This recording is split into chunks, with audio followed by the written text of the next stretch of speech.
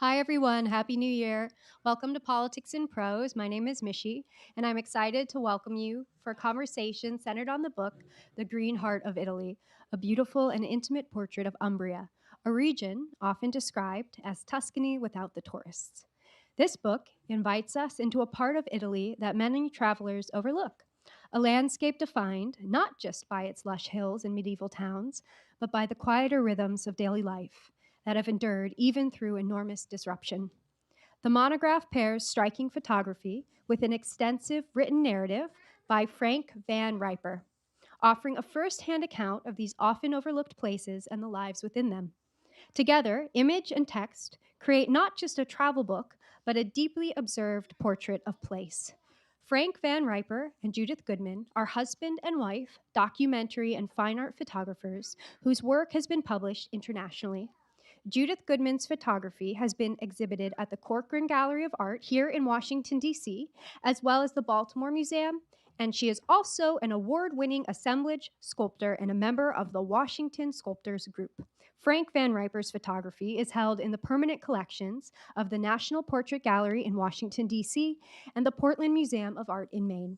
His 1998 book, Down East Maine, A World Apart, was nominated for a Pulitzer Prize and received the Silver Award for Photography from the Art Directors Club of Metropolitan Washington.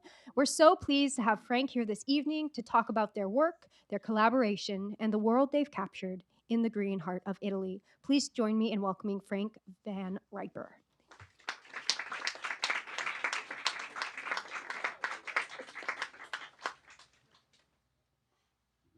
Thank you, Mishi. Can everybody hear me? We good? Oh, wonderful. Okay. Well, first of all, thank you all for coming by. I'm delighted that you were able to join us, and I will tell you that my wife sends her regrets. She was having some ambulatory issues in the last couple of days, so it makes it difficult for her to get around. But as she said to me, "You're the one with the big mouth, and you always, talk at these things." In fact, she's always glad that I will say, you don't have to do anything." But in any event, she sends her love. Um, and then I got one question. I'm curious about this. How many people here have been to Umbria? Boy, I never would have guessed that. But I guess since the book's about Umbria, yeah. Great place, right? You'll love it, right? It is a remarkable place, and it's interesting that we got to Umbria by accident, to be honest with you, because Judy and I have been working together for over 40 years, and our previous book, our previous joint book, was called Serenissima Venice in Winter. And that was our first collaboration on a book. And that book came out, I think, this is my fourth appearance here over the course of the last 25 years. So forgive me if I'm fuzzy on dates. But while we were promoting that book and trying to figure out where we were going to show it, where we were going to do signings, I had the dummy for the book, and I ventured into Bethesda to a place some of you may remember it on Bethesda Avenue. It was called the Bella Italia, and it was a wonderful Italian high-end gift shop and everything, and they had books. So I wandered in. This was in, I guess, early spring, and wandered in and ran into Susie Menard, who was the co-owner of the place. And there I am, as if I'm, carrying gifts. I said, "Here's I got this book here," and everything. She goes through it, and she said, "Geez, well, look at this! This is terrific." She said, "We're having our 10th anniversary as a shop in the fall, and it would be great if we had a book signing there." So fine. We ultimately had 3 book signings there for that book. But after the first one, we were having dinner with Susie and her husband Bill, and pardon me, she was. I was asking them a little bit about what they did beyond the shop, and it turned out they told us that they had a villa in a place called Umbria.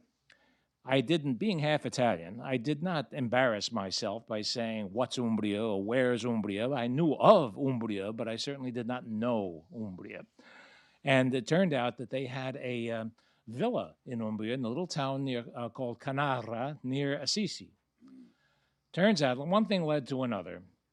And because Judy and I were looking to expand our teaching, I teach at PhotoWorks, by the way, and I've been there for 25 years. They said, "We have this villa. You want to teach workshops?" This is like selling a rug. They said, "Why don't you try the villa free one year?" That led to about 5 or 6 years of not free, but renting their villa every single October, and that's how we fell in love with the place, and that's how we did our workshops for about 10 years in Umbria, and it was obvious that this place was wonderful, and was also obvious that nobody really has done much about it in terms of books, which is a great thing if you're an author and does photography books. Um, and so over the course of doing this, in the same way that Judy and I worked together on Serenissima, we would take folks out to the various places that we went to, because we made a big deal about whenever we have students with us to try to take them to places that the average tourist never sees. This is also a great idea if you're doing a book about a place that you want to tell people about. I mean, I don't think I have to tell people about Perugia. I don't think necessarily that I'm opening new ground when I say, there's a really gorgeous church in Orvieto. You're going to see some pictures of it nonetheless, but it's more like going into artist studios and seeing people living their daily lives, getting the feel of what in documentary photography would be kind of getting into the fabric, under the skin, whatever metaphor you want to use, of a place and its people. And it helped, I guess, that I'm not only a photographer but also a journalist. Since, as Michi was telling you, I spent a lot of time on the New York Daily News, and for 19 years I was the Washington Post photography columnist. So I'm used to working not only with a camera but also with a pad and paper. And that was, to me, if you had to give, what is the perfect job? Well, I thought I had the perfect job when I was the national political correspondent for the New York Daily News, largest paper in the country. Now, best job in the world is doing these kind of books. My very first one was called Faces of the Eastern Shore. It had to do with the Delmarva Peninsula. I was lucky enough to get James Michener to do the foreword. And what he said, which I will take to my grave, said, "What this rascal has done is belatedly to illustrate my novel Chesapeake, and superbly." I dropped the mic, right? I mean, it's just wonderful that he does something like that. And I was on a string when I did Down East Maine, A World Apart. Stephen King, whose portrait that I did of him is now in the National Portrait Gallery, said, and it's in the book, Frank Van Riper captures the Maine I know and the Maine I love. It is a masterly job. Thank you, Stephen King. He's done pretty well for himself too. So what I'm saying is that, to me, that was the best damn job in the world. Being able to, first of all, remember, I spent my years as a newspaper reporter, and very often, if you're working in Washington, you're covering fast-changing things in politics, on the Hill, in the White House, wherever. And very often, you don't get a real chance to tell an in-depth story about different things that strike your fancy. I'll never forget the idea that how many times during presidential campaigns, and I began them in 1968, the last one was in 1984, you always felt as if you're in a gilded cage on the press bus. You're going to various places around the country, and you get off, you're following your candidate. The candidate does the same damn speech that you've heard about 3 or 4 times. You're going to be writing about it. Then you get back on the bus. And, when you're passing by beautiful scenes, let's say in Oregon, or even in Chicago. I'm from New York, and I remember I fell in love with Chicago. Jesus, wow, this is a beautiful city. I'd love to say, no, we're going. And I'm a veteran of Chicago in '68 during the Democratic Convention. I still love the place. So this ability to be able to spend some time to really document a place was very, very important to me, and also to Judy. And I will tell you that having done a photography book, and having done many photography books, and having reviewed many photography books in my career as the Washington Post photography columnist, there are good photography books and there are not so good photography books. Too often, you'll get a new book, and it came across my desk so many times, which look great, but when I've seen these pictures before. How many pictures of a monument do I need? How many pictures do I need of a sunset, or very ominous skies? near a monument. For us, for Judy and me, the idea was that people may really made what a essay, a book, a treatise, whatever, work. And that's also what made it hugely fun because we're able to interview folks with no deadline. So I remember when we were working on our book on Venice. I was, for a long story, we're going to a beautiful gallery in Piazza San Marco, and we knew that an artist by the name of Ludovico di Luigi, very famous guy. He was represented by this gallery in Piazza San Marco. You can imagine this is a primo gallery. It's like a Fifth Avenue gallery. Was going to be there. And he sweeps in with his coat over his shoulders, very Italian. He had this mane of white hair. And I conducted the business. I was returning something to him that it's a long story that I'm not going to go into. And I'm looking at this guy and I said, I would love to take your picture. And he says, well, I'll come tomorrow to his studio. And anyway, that was allowed us access to get to know this guy, and to the way events happen in such a way that I do think it's kind of it's a wonderful coincidence. The author, the guy who wrote Midnight in the Garden of Good and Evil, right? And he wrote his second book. This is John Berendt. His second book avoided the sophomore jinx. It was called City of Falling Angels. And I did a long interview with him and a column. And he wrote this about Venice, about whether or not Venice was a living and breathing city, which it is, actually. And it turned out that our time in Venice coincided. We didn't run into each other, but it was really wonderful. In his book, it was centered on the burning of the fire at La Fenice, the opera house. Second time, by the way, that it happened. And in the book, he talks about parallel events happening. First, you have this terrible fire at La Fenice. That evening in New York, there is a big fundraising dinner for the Save Venice organization, dealing with restoration and stuff like that. Well, you can imagine news of the fire happening in real time there, spread through the entire ballroom. Who's in the ballroom? Ludovico di Luigi. This doesn't get any better than this if you're a writer. And so he immediately takes a piece of paper or cardboard or something, and he draws something, whatever it is, from Venice. I don't know exactly what it is, signs it, and auctions it off right away for the restoration work for La Fenice. So, and it called to mind something. I told John this. I said, when we were photographing him, I'm doing portraits in his very cramped studio, harsh light, but the light is very dramatic with a face like his. I said, maybe we can have you working on something. He takes a piece of it is a canvas backed with on board, and he's drawing. He's known for horses' heads, and he's a sculptor. He's a very talented guy. He's drawing this thing. So we're leaving. He says, wait a minute. And he signs it to Judy and me. You can bet it's one of our prized possessions. So in any event, this is why I love doing what I do. So I want to share some of these things here to give you a sense of our feeling about this. And I will start by saying that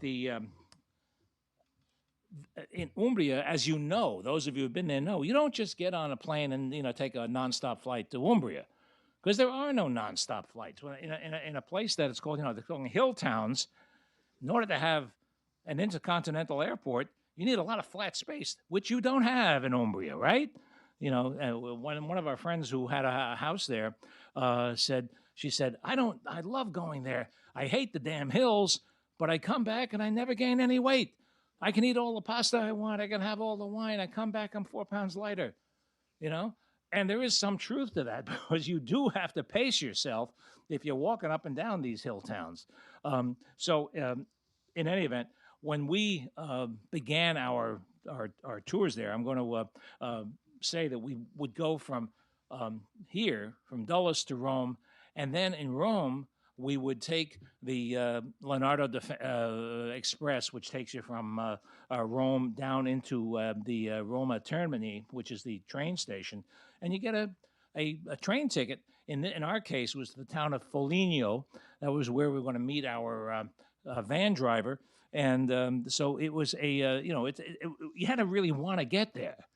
It reminded me a little bit in Maine. They say you can't get there from here, and it was like that as well, but it was worth it.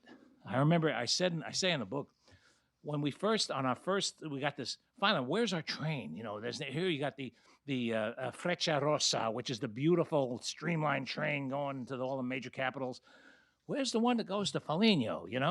Well, basically the sign says go to the ones where the milk runs down there. So we go to the rear end of the train station, find our train, get on. It was nothing special, but at least it left on time. And during the first hour or so, I'm looking at the urban landscape, and it just reminded me of Newark. I said, huh? But then it changed. It was remarkable. And in fact, let me see. Let me tell you this. In the when we first did this,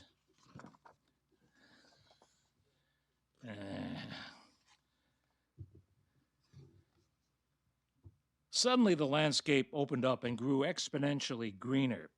Hills and small mountains loomed in the distance with ancient stone ruins, not urban detritus, punctuating the foreground in the lengthening golden shadows of a sunny late fall.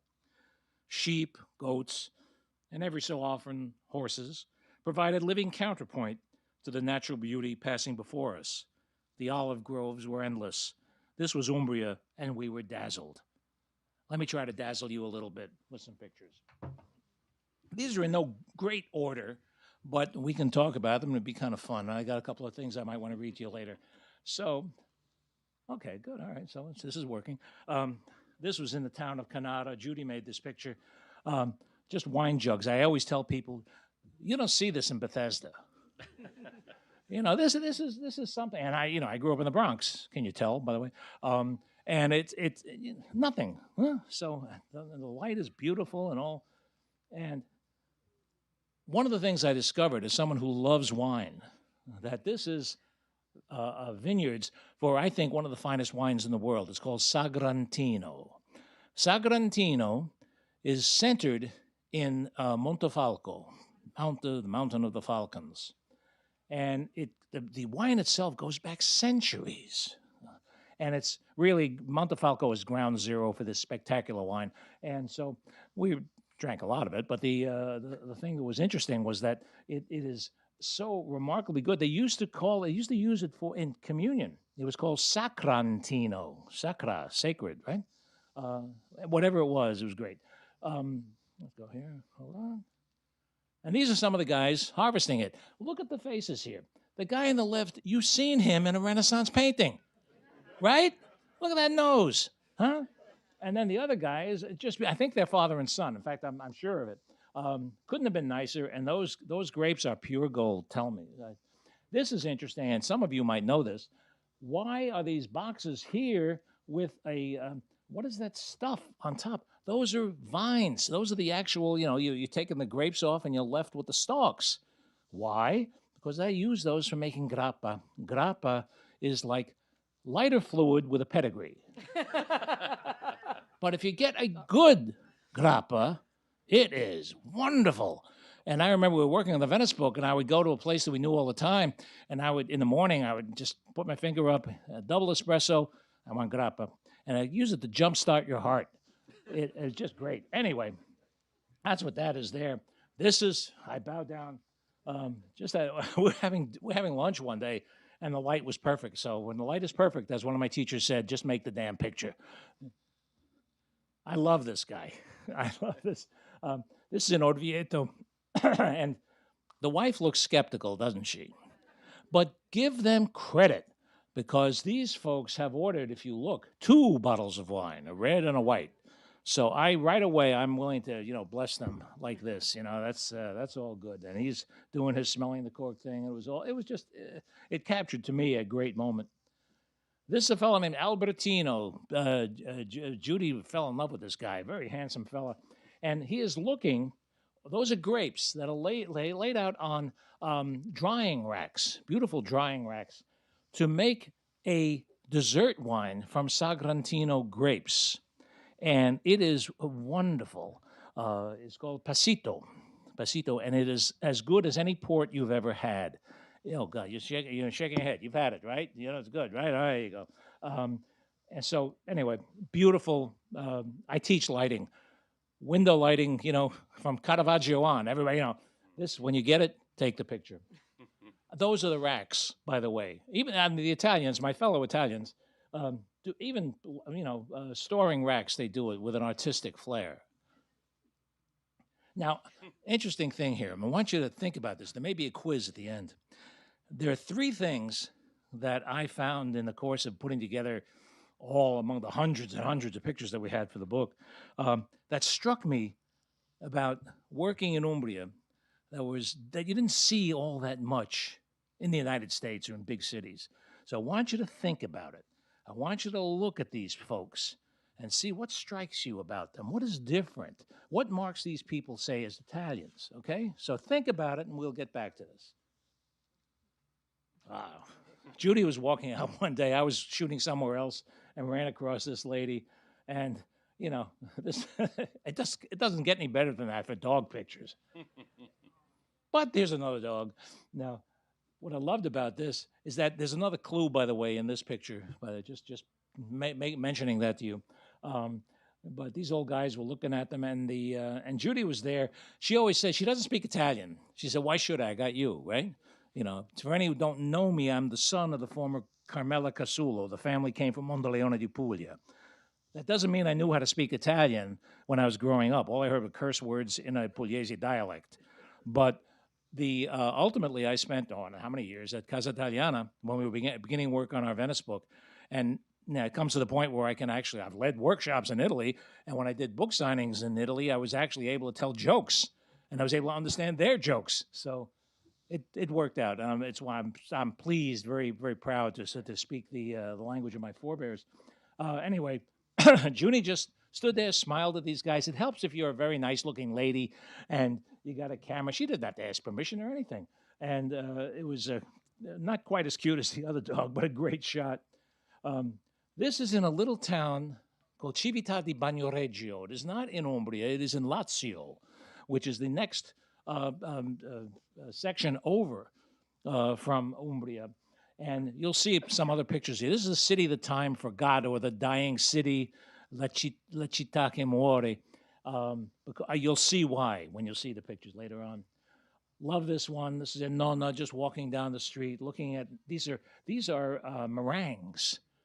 Wonderful dessert, by the way. But the meringues are as big as her head, and it's not like, oh, we did one, let's not screw it up. No, they crank these things out. It really gives you an appreciation for the le cose artigianali, making growing things by hand. In Orvieto, I happened upon these kids, and note the little girl is giving me stink eye, but still, I thought it was wonderful just watching them grasping onto each other. Hold on just a second. Okay, this is my picture with a dog. Now, not quite the same as Judy's with that dog, what is giving you, a kiss with his tongue. But one of our students had done a picture shooting with a long lens, and he was very proud of the picture. It had these ladies in it, and I noticed that made with the long lens, she had included a very big urn of flowers on one side that was bright white. Your eye goes right to that. And, then I said, let me try. So I walk much closer, and I'm a big believer of zooming with your feet in all of my classes. And I see the dog. Well, what an icebreaker. Che bello cane. Come si chiama questo cane? What a beautiful dog. What's the name of this dog? And they told me, Ralph, Fred, Salvio, I don't know. And so I'm petting the dog, and we're having a nice little chat. And finally I say to them, per favore, un photo? And that's all you got to do. I mean, I teach classes on street photography. I send people out. They say, you got to come back with pictures of people you don't know. and they ask me, they look at me as if I've asked them to do surgery on themselves. It's not that tough once you engage. It really isn't. So I'm looking at them, and to me, this is one of my favorite pictures in the book. Even the dog is posing for me, whatever his name is. Now, not everything is, I admit, people, although it's my favorite thing. But when you go into the cathedral in Assisi, honoring St. Francis, well, you kind of have to take the damn picture, don't you? And this is really an amazing place because along both side walls are these magnificent frescoes by Giotto. And they are just wonderful, telling you the life story of Francis, who came from a wealthy family, had been a soldier, and wound up a wandering mendicant and founder of a religious order that exists to this day. So anyway, but this is, it's not all people. We were doing scenics as well. And that's a statue of him outside the cathedral, of him on his horse. And, he's just haven't had enough of this life. And ultimately, he just gives it all up. And you have people coming over there all the time. I mean, this is, for all I know, this young lady is looking for a miracle. I don't know. Now, this is interesting. In the church itself, these isn't the choir. This is the choir stalls. Every single thing there was made without power tools. Can you believe it? I can't. I'm just floored by the craftsmanship and the skill.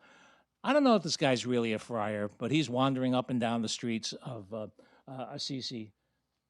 And this lady is definitely not an angel. But she's wearing the wings. She's got the white face and everything. And she's out there writing missives, little nice notes to people if you want to send something. And you could say, okay, I got this done by an angel. They're Italians. What do I know? Okay, it's okay. I can say that. This is, now I'm going to come back. Oh, I'm sorry, a little too. This is the Cathedral in Orvieto, which I think is one of the most beautiful churches in the world. And I've been to a bunch of them, including La Sagrada Familia in Barcelona. Never mind St. Patrick's in New York. But I love this. And when you walk inside, it is not all tchotchked up with statues and crowded things, but it's stunning. And on the inside, that's the inside. Yeah, that's basalt and what's the other side? Yeah, it's kind of marble. Anyway, it's the black and white, and that shows all through the on the outside and the interior of this church. Really makes it a very striking composition. This is a better indication of it, where you have these beautiful columns, and they are just you can just imagine going into a place like this that is almost empty, except for pews and a few chapels off to the side, which are also very interesting.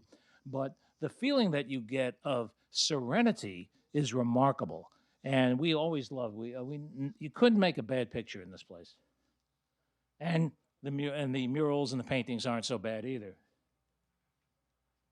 This is another thing, and again, this is another thing for you, looking at things that are different that you don't see. This is one picture that illustrates this. Little town called Bevagna. Bevagna is a tiny town with a wonderful restaurant, by many of them, as a matter of fact. But it's amazing to see. I love the clean lines of the architecture here. And in this particular case, the light was perfect, really giving you a wonderful way to get a sense of the architecture. And I'm using a wide-angle lens shooting from above. You'll notice that this is not like I'm using a view camera and everything is absolutely straight. I like the idea that you have the buildings kind of looming backward like that. But it was a really lovely place. But there's something important here that might strike your interest in terms about what you don't see here. I wouldn't invite that guy to a party.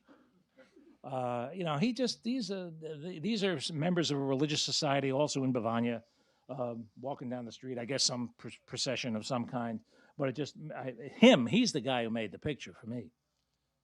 Now, this is basically the Times Square of Todi, T-O-D-I, town which became our headquarters after we left the villa in Canara. The thing I love about this, being a New Yorker, is that this is the center of the town. They do not allow cars. You can see some cars are allowed on the right. You see one car there, but you have those blockaded kind of pathway there, which just allows the cars to go in the periphery. But this is what you have in the evening, and there are these beautiful little cafes, and people meet there. It's just really simpatico, and I think, yeah. And look at it. This is right there. They even put out blankets for you if you're cold. Okay, and they don't worry. They're not expecting people to walk off with the damn blankets. I don't believe that they're actual Burberry blankets. Okay, so maybe, but in any event, it struck me as a really wonderful, kind of welcoming, kind of simpatico way to do business. Now, this is my idea of a store. Oh boy, if you're a carnivore and if you love not great cheese, I mean, look at that. I mean, they have the prosciutti up there, up on the side, up on the wall. Look at the size of those wine bottles, right? So this was in Norcia, the pork capital of Umbria, which means the pork capital of pretty much all of Italy. And these weren't bad either. There's a lot of doing work like this, kind of showing the way that things are made all by hand. And in fact, let's see. Okay, I'm going to read you another excerpt. This is in Montefalco. No, this is in Bavagne. And watch what that guy is cutting. Hold on. I'm going to read this to you. In the Conad supermarket in the small Umbrian town of Canara looked like most any supermarket anywhere, except for the body of linen displayed behind glass in the meat department. At least that's what first came to mind when I saw the slow-roasted body of what appeared to be an entire young pig, head, ears, feet, arranged in a display case among the more traditional cuts of meat under a sign bearing the magical word porchetta. In fact, the pig's appendages were decorations. The rest of it was the savory, herb-infused roll of roasted pork belly that is so popular throughout Italy in multiple permutations that it is recognized by the Italian government as a traditional food of the country and therefore of cultural significance. This is another thing I found interesting, and it's no wonder. It's ambrosial and now international. In New York, Philly, Boston, any other place that Italian Americans call home, it's often called Italian roast pork, Italian pulled pork, or some variation. But in Italy, where especially in the central Italy where it was born, it's always porchetta. And the interesting thing about this is that it's a wonderful dish served hot or cold. We used to have, when our workshop classes were in Todi, the welcome dinner always had roasted porchetta. And you get this rolled beef, it's just out of a wood-burning fire, and it's succulent and great. But later on, if you have some left over, when it's cold, you cut it very thinly, and you make the most delicious sandwich I've ever had. If you have a hard, crusty Italian roll, you put some porchetta on that. Don't talk to me about mayonnaise. They don't do that. You took that on the salt, and rucola. Put that on top, rucola. Put the other crusty half there, and you got a sandwich to die for. And you would never, insult porchetta by calling it a cold cut. Okay, so don't make that mistake. So let's see what else we got here. This is il richiamo della Sibylla. This is called the call of the siren. This is in Norcia, the pork capital, and this guy had a wonderful butcher shop. And if you're a carnivore, this is a little bit like going to heaven, like that store I showed you earlier. And he's holding a prosciutto, of course. Now, gelato is health food. I bet you didn't know this, because gelato versus ice cream has a much less fat content than ice cream. In fact, in Italy, gelato tends to be between maybe 5 to 8% butterfat. In the US, it's a minimum of 10 and oftentimes much more. The other thing is that gelato is churned more slowly, making a much more luxurious mouthfeel. And what all this means is that you get to appreciate and savor the natural flavors that are used. Particularly my favorite, nocciola, hazelnut gelato is my idea of heaven, next to porchetta. But I saw this in Assisi, and I just loved it. And it's just a metaphor for me about why it's better for you. See, it's a health food. It's so good and good for you, too. Isn't that great? In Perugia, the chocolate festival, this guy was a mime. He's standing there, and occasionally, oh my God, people are walking by. But I thought it was a nice moment. He has in his bag, he's got lollipops that he's giving out. Now, what the hell is this? This is the town of Gubbio. And Gubbio, it's a hill town, right? To get from point A to point B, you're nodding your head. You've been there? So these look like rat traps, but these are ways to simply, you get on these things and you go from up the or down the mountain. The problem is you get on these things while they're moving. Look at the age of this lady. I think that's a mother and her son. She's wearing slippers, right? And so Judy and I, this is a while ago, got on and we did it. And we're not going to do it again. Because when you get to the top of the mountain, you have these brawny, very good-looking Italian men slowing it down but not stopping it, so that one of our students looked like this when she was getting off. So yeah, I did it once. That's it. Been there, done that. Thank you very much. But it was quite an experience. Now, this is when you look about le cose artigianali. You're talking about things made by hand. Now, the term majolica is talk about custom-done, hand-painted pottery. And in towns like Gubbio and there are a couple of other places that we went to, you see them making these. And I mean, look at the brush. I mean, it's not even a brush. It's like a stylus or something to put all these decorations on. They look really lovely. Now, this is what I was talking about. This is Città di Bagnoregio. This is the town that's dying, la città che muore.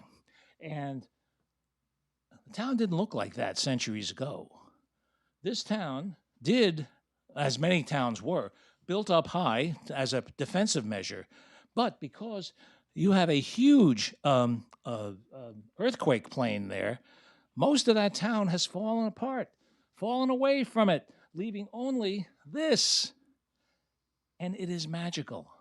Because if you think that this part of Italy, Umbria, is serene and nice and everything, this is even quieter. There are no cars. Can't be any cars. The only thing that can get up there in that little footbridge are these little, like, runabouts with 3 wheels so they can bring supplies up to shops and to restaurants. So it really was like going back literally in centuries. That's another guy. You have to really want to get there. It is a hike to get up there. That's the main part of the town. This goes back to pre-Roman. It is remarkable. There are several different buildings here from different areas, but this is about as much of the town as you get. Whoops, let me just hold on. But the atmosphere, the weather in this area is very conducive to brilliant gardens, as true in most of Umbria. So this is just one lady's garden there, but the real world intrudes here because that is a sensor to determine when the next percussion is, or the next vibration that might be bad is going to happen. So they're trying to have this town made a World Heritage Site, and they're trying to attract, usually in Italy, corporation money to help them stabilize the town. And it is something, the town is just so much of a wonderful artifact of an ancient time that it certainly deserves, I think, to be preserved. Just love this idea about people talking, by themselves. And there are a couple of clues to the test that we're going to have are in this one as well. So just want to think about it. See, what's the first thing that comes to your mind? Don't tell me right now. Can you hear me now? This. I just happened to see these two. They're not talking to each other, but it was just a marvelous juxtaposition.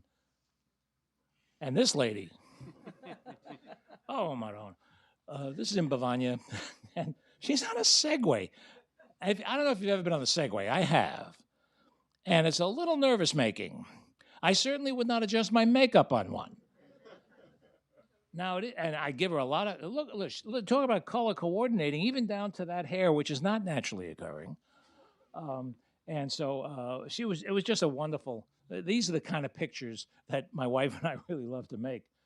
World's smallest opera house, Monte Castello di Vibio, has 99 seats. If you ever remember the movie Cinema Paradiso, remember that? That and that beautiful theater. It reminds me of this. Particularly, they had in their publicity, they have a picture of the stalls in the 20s, and everybody's crowded in there. Who knows what the performance was? But it reminds me so much of that. So this is a great place to go, and you have free reign of the place. And those are the only regular opera seats, if you will. The rest of them are all those stalls.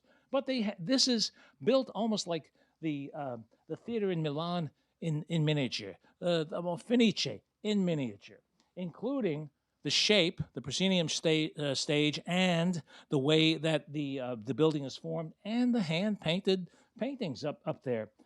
Now, segueing here, in the town of Todi, there is a woman, an American expat sculptor named Beverly Pepper, who died a couple of years ago. She lived in Rome initially with her husband, Curtis Bill Pepper, who had been the Rome bureau chief for Newsweek magazine. She was a marvelous sculptor. I mean, she handled Corten steel like it was modeling clay.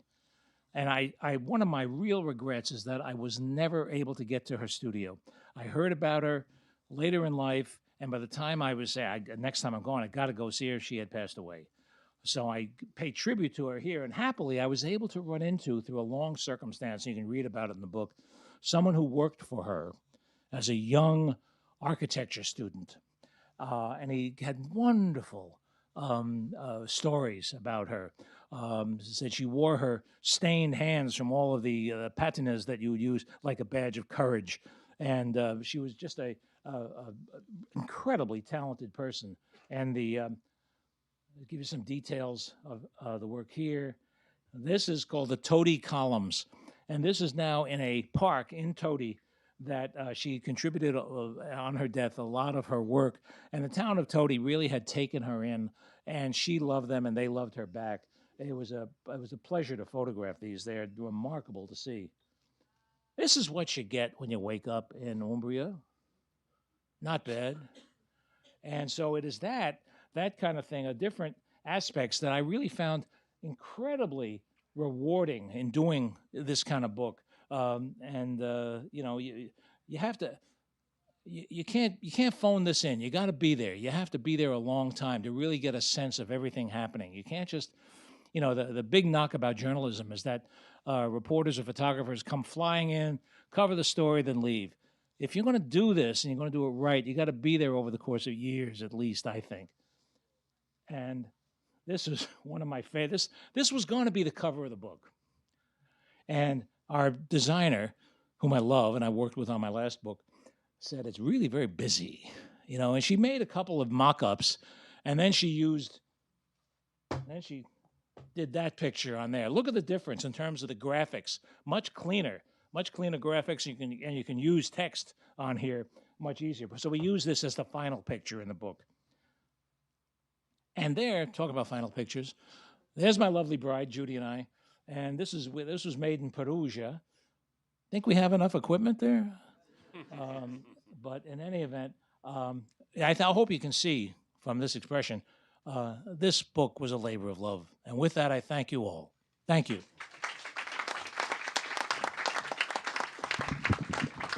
We got a question. Yes, sir. So thank you for this wonderful tour of Italy. Thank you. Makes me want to go. So some photography questions. How many pictures do you typically take to get the outcome you want? Mm-hmm. And are you speaking to people as you're photographing them? I heard you engage with them. You're not saying cheese. What are you doing? And you don't say formaggio either. That's a very good question. I'll give you an idea. Well, with the book that we did on Venice, I remember we had about, we took about 10,000 pictures, about 300 rolls of film. But in terms of this, now this book was done digitally. So we use digital cameras, but it doesn't really matter. You're still shooting the hell out of it.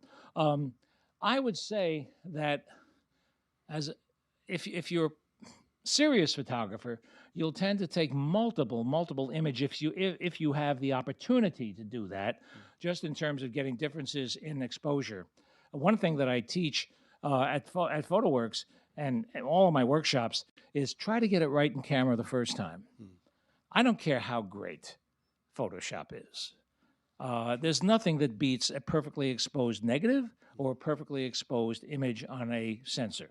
So I would venture to say, if I, let's say, at the interior of the cathedral in Assisi, it's not going anywhere.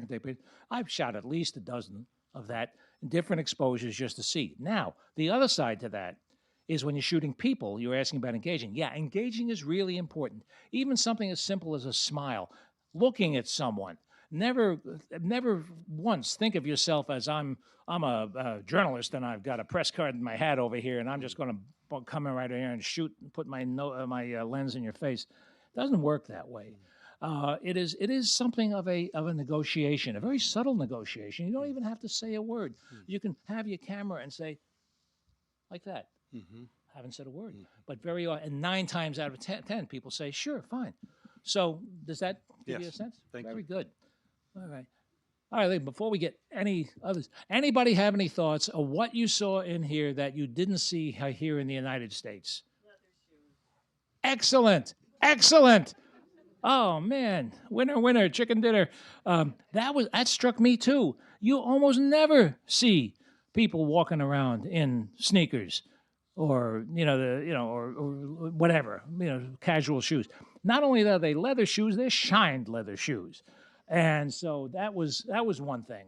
Okay, anything else? No cell phone. Oh no, they use cell phones. No. In fact, if you're in Venice and you want a vaporetto, you'll hear ding ding ding ding ding, and pronto pronto, and there's just everybody's doing that. I can what? Thank you. Not in a hurry. Because you got, first of all, let's take the progression. These are some older people there. Presumably they're retired, right? Okay. They're sitting around like that. But why? What are they sitting on? Chairs, right? How many times do you see chairs set up outside of a place? In that picture with the little dogs, with the little dog with those guys and the guy on a bicycle, if you look in the back, the town of Assisi has all of these